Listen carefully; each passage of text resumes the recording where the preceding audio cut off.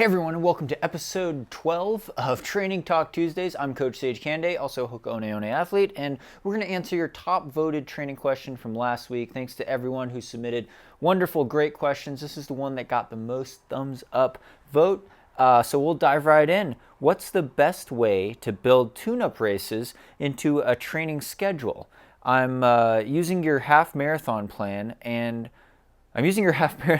for a race in October, but would like to do a 10K race along the way. So great question. The idea of doing a tune-up race or maybe a less focused race, preparing for your focus race. Now, first I'm going to break down the variables or the different considerations of doing a tune-up race or multiple tune-up races before your goal race, your A race, focus race that you want to peak for.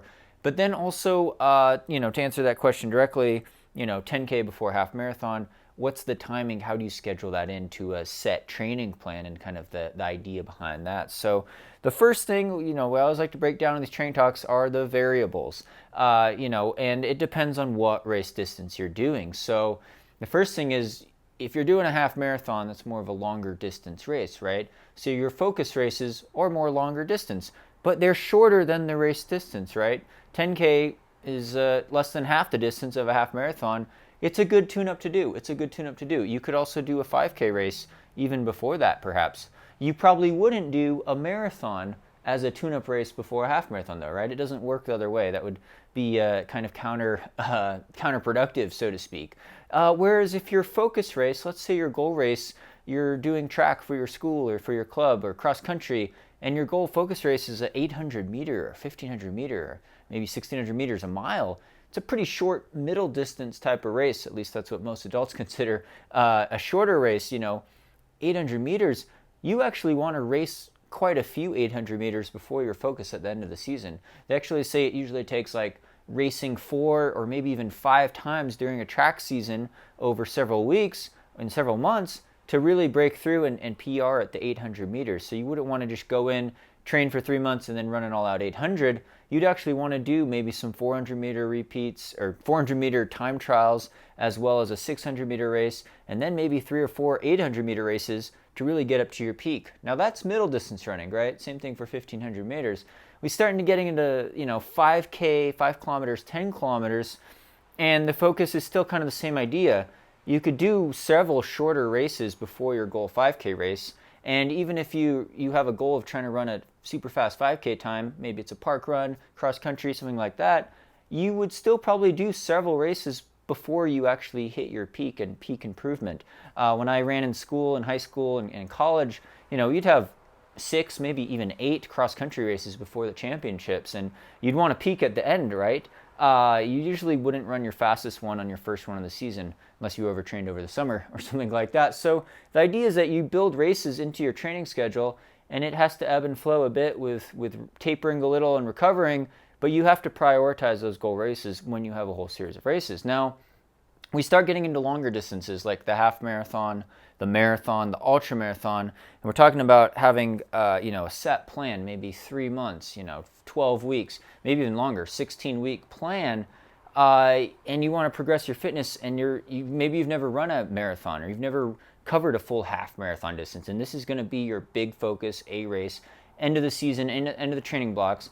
Well, you still want to kind of do some hard workouts and maybe some shorter tune-up races before that focus event, be it your longest race. A lot of people wouldn't run a marathon all in a row. You wouldn't run a whole series of marathons and expect to peak and run your fastest last marathon. It'd be too exhausting for most people. So you'd still build up with shorter races. Now, we get into the 10K before half marathon example. That's a great one because a 10K, you could still kind of dial in to something that's familiar to maybe slightly faster than your goal race pace for the half marathon, but it's not going to cause too much muscle damage. It's not going to beat you up too much. And you could probably even do a couple before your half marathon to help you get into peak fitness and peak shape. Now, the timing of that'll be the second part of the talk for these different distances, because the timing varies as well as how you integrate this into your schedule before you taper. But the idea is that you're doing hard workouts. You could substitute hard workouts for B races, so to speak, maybe a month or two before your big event. And it's a good way, it's a fun way to, meet up with friends, do a park run, get competitive, practice the race uniform, the racing shoes, maybe race nutrition, but not having the pressure of this being your final race of the season or your final peak, and not have the pressure of knowing you have to run twice as far maybe, but maybe at a slightly slower pace. So it's a good way to kind of dial into those tempo run paces, that lactate threshold pace, getting in maybe VO2 max pace. Say, you had a track workout of repeat 1,600 meters, right? 5 times 1,600 meters. It's about 8 kilometers worth of work, right? That's about the same as racing an all-out 8-kilometer or an all-out 10K race. It's a very similar type of stimulus. So instead of going to the track and doing 4 or 5 times 1,600 really hard, you go and you jump in a local road race or a park run or a 10K race, and you just try to do a hard pace all at once. It's going to help build up your endurance and stamina, mental toughness, and callous you kind of for maybe that upcoming half marathon race. Now we move up to marathons and ultra marathons. It's kind of the same sort of deal. You would do a shorter race, in advance before you commit to that long race, because a lot of times people doing marathon ultra, you're going to be pretty beat up after that. You're going to want to take some time off. It probably is your big focus of the whole season, if not the whole 6 months, if not the whole calendar year, right? How many marathons or ultras are you going to do in a year, especially if it's an A type of race? And, for a marathon, the good tune-up would be doing a half marathon. But even before you do that half marathon, you could do a 10K. Running a 10K before a marathon is great training. A lot of elites, and even when I started running marathons, I'd do a 10K tune-up even only 2 or 3 weeks before my marathon. It'd be my last tempo type of workout where I'd run around tempo pace, threshold pace, maybe only 90% effort, but kind of racing a 10K, and then you get into marathon pace, you feel a lot more comfortable. Now, if you want to do a half marathon before a marathon, you're probably going to want a little more time than just 2 weeks. You're going to want it maybe to be part of an extended long run that instead of tapering for it too much, you're going to do, 5 or 6 weeks before that marathon. You get up to ultra marathons, 100 miles, 160K, 100K. Maybe your tune-up race is a 50-mile race or a 100K race, but you want to do that 3 or 4 months before that big 100-mile ultra. If you're doing a 50K ultra, it's going to be similar more like a marathon. 80K, 50-mile ultra marathon does depend if it's a hilly mountain course versus a flatter trail race. Maybe you do a marathon, but it's more of a glorified hard long run. Some ultra runners like to jump in road marathons and run pretty fast, but not go all out because it's part of their long run training for the ultra marathon, right? You get comfortable running 26.2 miles. You could probably do it for twice the distance or even 4 times the distance almost, doing 100 miles. So the second part of this talk, we're with the timing, the idea is to substitute in the race for a hard workout that gives you a similar stimulus. So like I was saying, the mile repeats on the track, more of a VO2 max, lactate threshold, 90-95% max heart rate. That stimulus is very similar if you raced an all-out 8K or 10K race. Same thing with doing a 5K race too, all out. That's kind of a VO2 max stimulus. Instead of doing 6 times kilometer on the track, really hard workout, you just do this race instead. The body doesn't really know the difference that much. It could be a little stressful, but the idea is that you don't full-on taper for it. You say, you know what, this is a B race. I'm running this race as a workout. I'm still going to run really hard. Maybe I'll give 95% effort, but I want to do it because I want to get in shape for my peak race, my goal race. And how much time you do that before your peak goal race depends on the race distance. So like I said with the ultra marathons, yeah, you're thinking in terms of months. The tune-up race, maybe you don't even do a tune-up race. So it's so extreme, ultra marathon. Marathon race, okay, rewind back from the goal marathon date. I'm going to do a half marathon maybe 5 or 6 weeks before that goal marathon. And I'm going to do it where I do a long warm-up and a long cool-down, and I'm going to make it a full-blown long run day.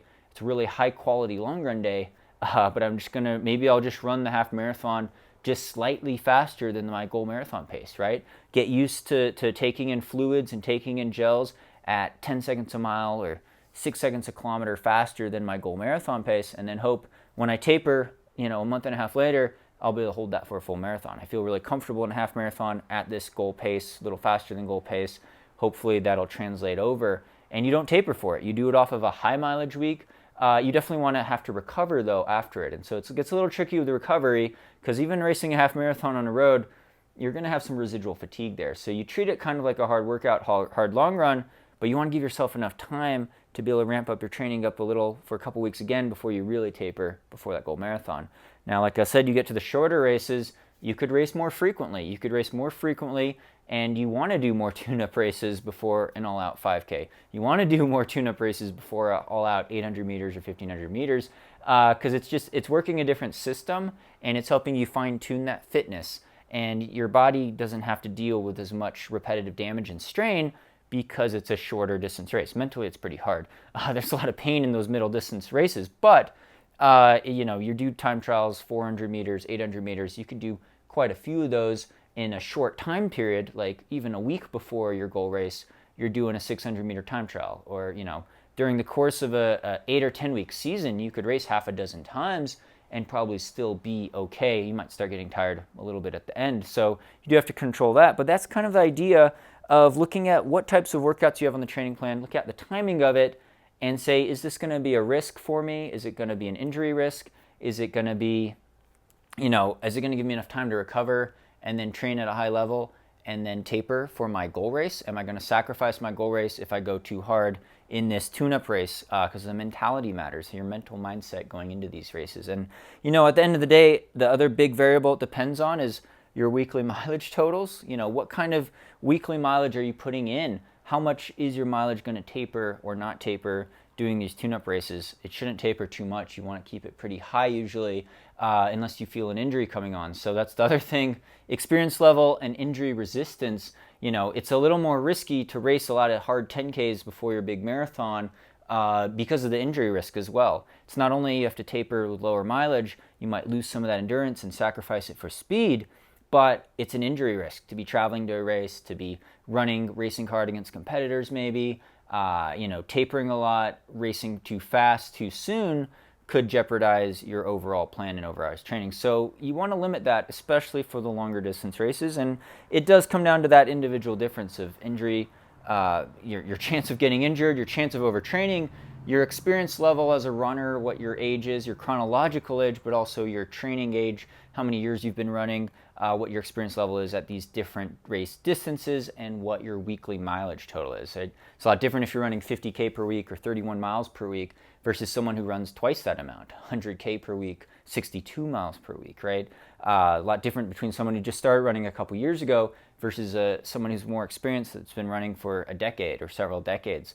But it might also be different if you're 60 years old versus if you're 20 years old. So just those things in consideration. Thanks so much for all your support on here. Again, shout out to title sponsor Hoka One One, keeping the dream alive. More vlogs and updates coming your way. Training talks for next Tuesday. Comment below for topics and questions. The top voted one will be the one that gets my attention for next week's Training Talk Tuesday. Thanks so much to all the Patreon supporters for really making this channel possible. Hope you're doing well, and stay tuned for more VO2 Max Productions.